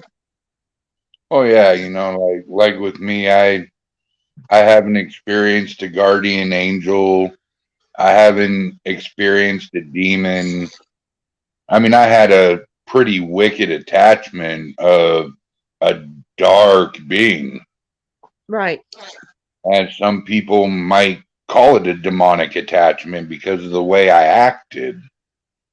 Right. I would constantly stay in my room. I wouldn't want nothing to do with my kids or wife. I completely ruined all the momentum my paranormal team was having back then. And it took 6 sagings and 3 blessings, but I don't really think the saging did much. Saging is kind of like a band-aid. Yeah, it's Yes. it's Yes. and it's for mild stuff like clean your energy. But I mean, if you didn't, okay, and I'm not calling you out. I'm just kind of trying to. But why would the blessing work Saging. if there wasn't a Sorry. like a Sage positive actually or a holy realm? repels. Sage repels demons. They are it's putrid. The incense is putrid to demons who vibrate on a lower vibrational frequency. Right. Well, Incense repels frankincense. them. We have everything in front of us, like frankincense and myrrh will Yeah. protect your energy, and Excellent. that's why it was offered, you know, to Jesus when he was a little baby and all that stuff. You That's know. right. And why did Jesus exist or not? Well, I've known many people who have been attacked by demons and they've shouted out the name Jesus and the demons have fled. And even extraterrestrials as well.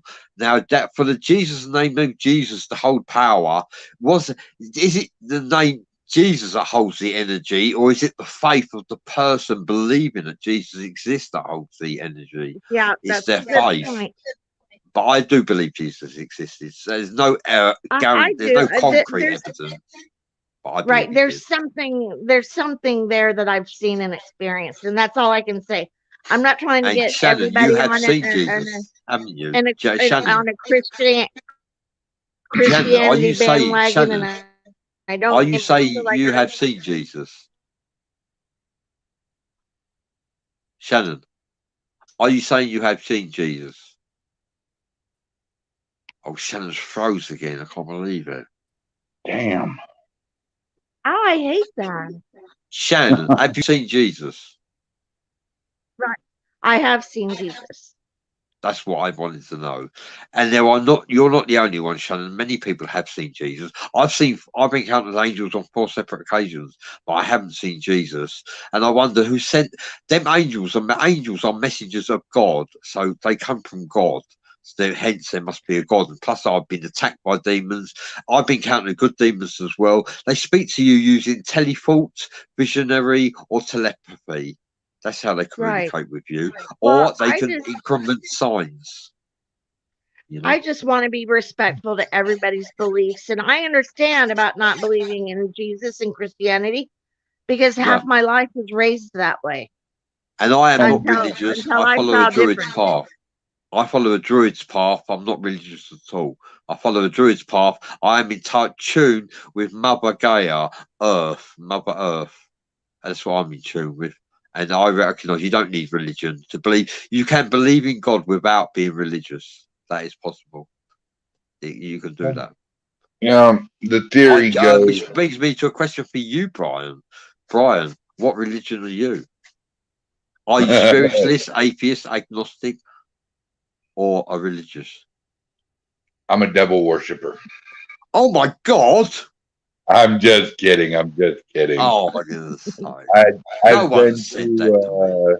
I've been through many religions. I've done Satanism. I've done Christianity. I've done Seventh-day Adventist. I've done Mormon. Let me tell you what Mormon was. That was entertaining. I can't picture you a Mormon. But I actually landed as Wiccan.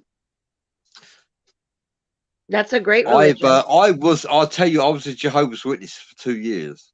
I was with the Jehovah's Witnesses, and I liked their ride. I did, and they were the love when they was talking about Jehovah. The love in their words and their vibration was full of love for Jehovah and Jesus. And I liked that. I really did. And they are wholesome, savoury people. They don't agree with blood transfusions. I agree with that. I understand that. I think blood transfusions are safe. They don't. They would let a relative die rather than have a blood transfusion, which is very sad. But apart from that, I understand where they're coming from, and I'm open-minded to the concept of all things, because if you are open-minded to the concept of all things, that way you leave plenty of room for wisdom, divination, and enlightenment. If you believe in something solely, you could be denying yourself the truth. Please bear that in mind. So always keep an open mind, because sometimes there's more than one truth. Right. Well, I think the Mormon faith is based on Palladian aliens, bourgeois interbreeding type thing. I mean, that's the one thing I give Mormons credit for, is recognizing aliens, Well, we've got about 12 minutes left. So please, everybody, if you've got any questions, please feel free to ask. Remember to subscribe and share the show, and also feel free to ask any questions that you wish. And we will answer, if not immediately, we will answer eventually later on. But I had this reoccurring dream once when I was a kid that I was in this space age Jetson-like theme, and I was in a classroom full of aliens, and they tried to teach us that 2 + 2 equaled fish. Sounds like you had an interdimensional experience to me. Oh, great. I was probed. No wonder why I constantly feel violated. Right. Next time you just need to make sure they buy you a couple drinks before that, so you don't feel so dirty. At least sing me a love song or something. I mean, right. Look at me in my eyes with adoration. What with those goggles? I'll look in your eyes. But I've always been a firm believer in, believing in your dreams, and whatever you dream, it isn't big enough that you can't accomplish. If you want to be the president of the United States when you're 3 years old, and you have that passion all the way up to you're 50 and you have the schooling and knowledge for it, man, you got a 50-50 shot of becoming the president. Right. Yeah. I agree. Well, look at Biden. If Biden could become president, anybody can. I probably could. A hierophant, a druid should be a president, really. That way you would be treated fair, just but fair.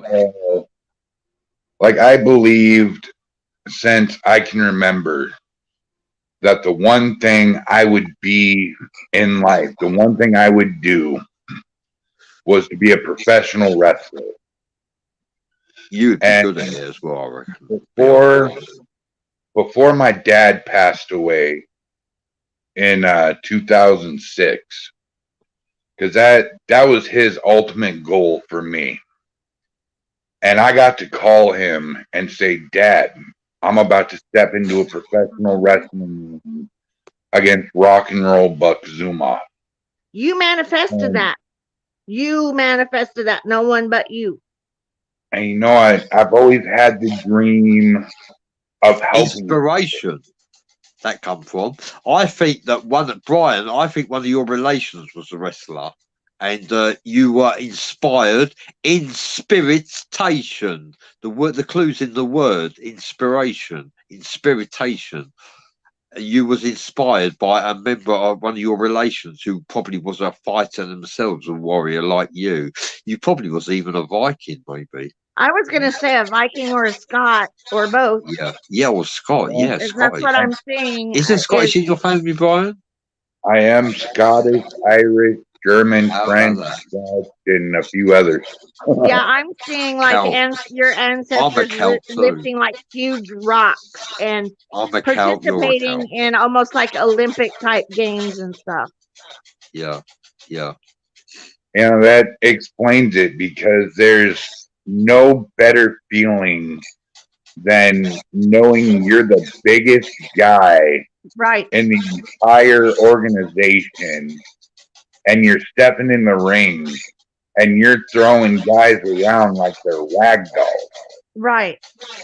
And you're not trying to hurt them. You're making it look like you're hurting them.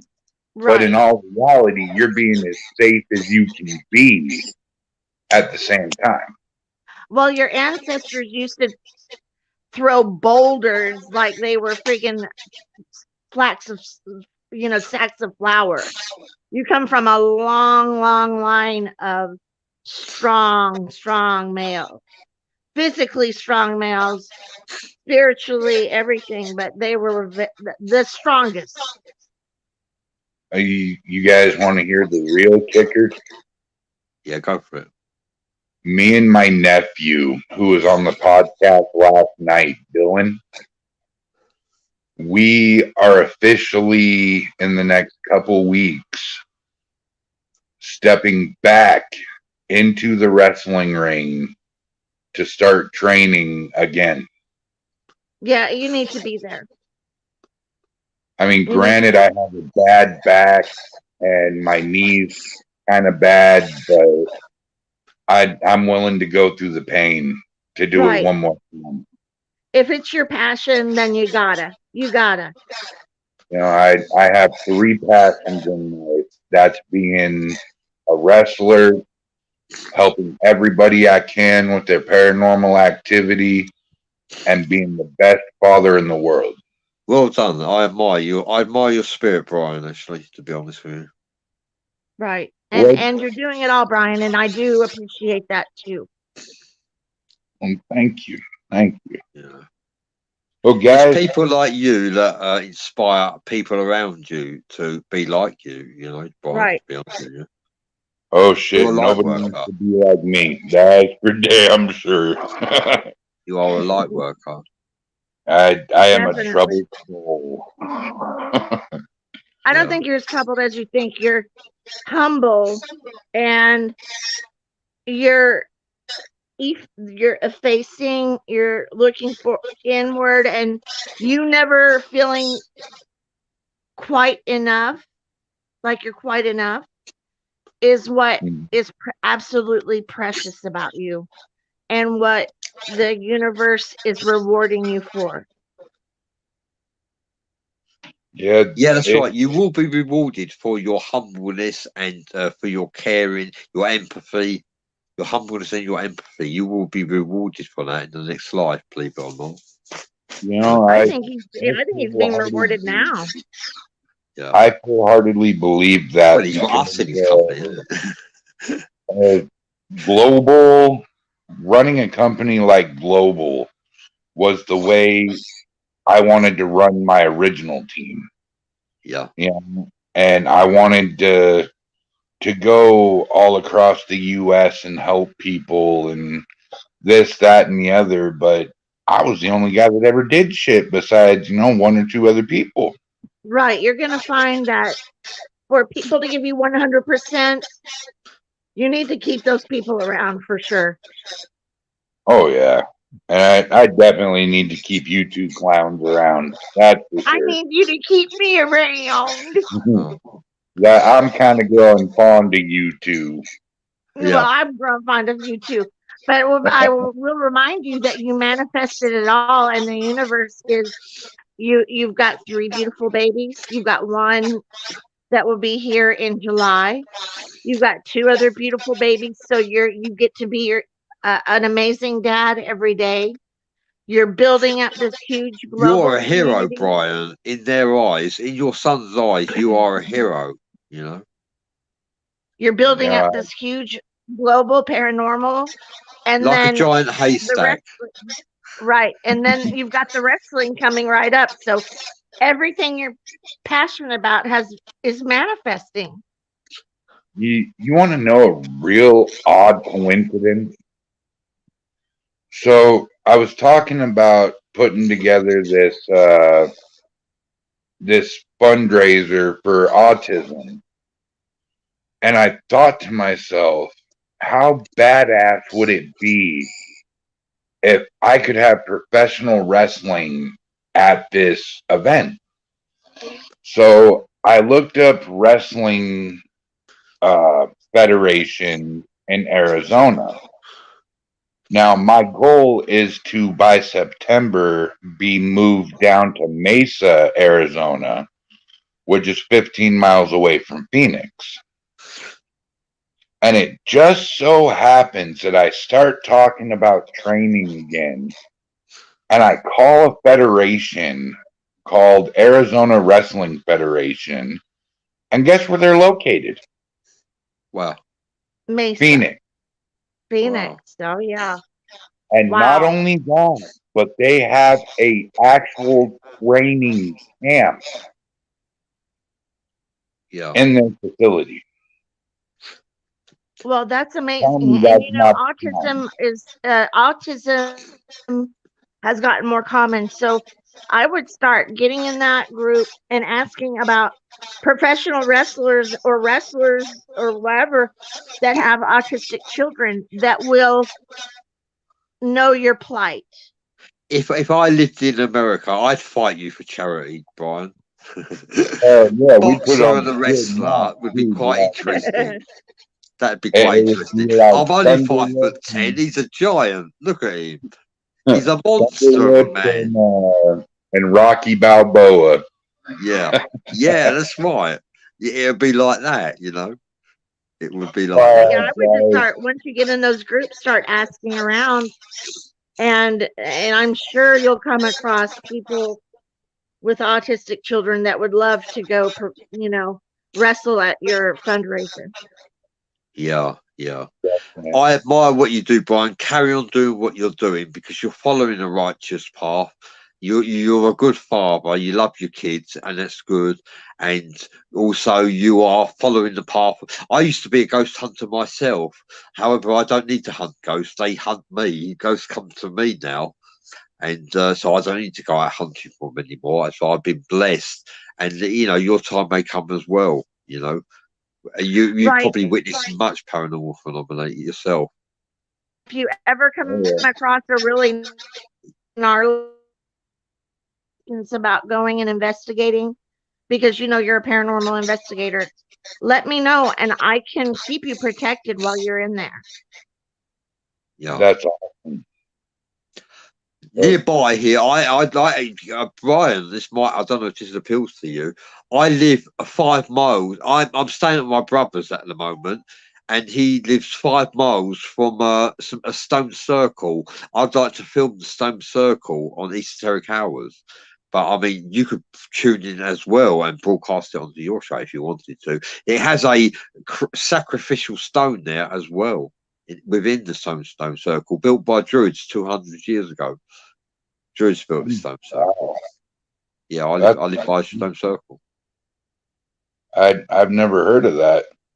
Yeah. Druids built stone circles, hence Stonehenge. Druids built Stonehenge, if you want to know the truth, although it's debatable, isn't it? But yes, Druids and man dragged those stones all those 200 miles from South Wales to England, to Stonehenge. Yes, they did. And they tried to put a millennium stone there in 2000, and they put the stone on the ship, and the ship sank. And millennium stone ended up at the bottom of the sea. Well, guys, is there anything you would like to say to the audience before we end the podcast? Yeah, I'd like to say thank you, Shannon. Thank you for your time. Thank you for your company. Thank you, Brian James, for everything you do. And both of you, keep doing what you're doing, because you're following the righteous path, and you will seek ascension by following the path that you're following right now. And thank you, Bradley. And I would like to thank everyone that tuned in, and just everybody have a great evening. And it was nice spending time with everyone. And remember to subscribe. Subscribe to this channel and share the show if you can. We'd be much grateful, because it's all about getting the word out there and making other people realize that they're not the only ones. To witness paranormal phenomena is not an illness. You're not sick. It means it is generally out there. Paranormal phenomena is the real deal, and it does exist. There are spirits from other realms trying to connect with us in this realm, and they do. And they can even do it through your memory. Sometimes your thoughts are not your own. So good luck with that. Well, right. Shannon, Bradley, it was an honor and a privilege to have you two on my podcast tonight, and even more of an honor and a privilege to have this friendship that we're building right now. I agree. I'm so excited about it. In the words of the heavy metal community, you guys fucking rock. You rock. Oh, he swore. Oh, damn it. I need to start the podcast, guys. Have a good night. Okay, you too. Bye-bye. You guys have a hauntingly good night and a ghoulishly good day. And I will see you guys next Tuesday, 7 p.m. Tune in. Bye-bye. Bye.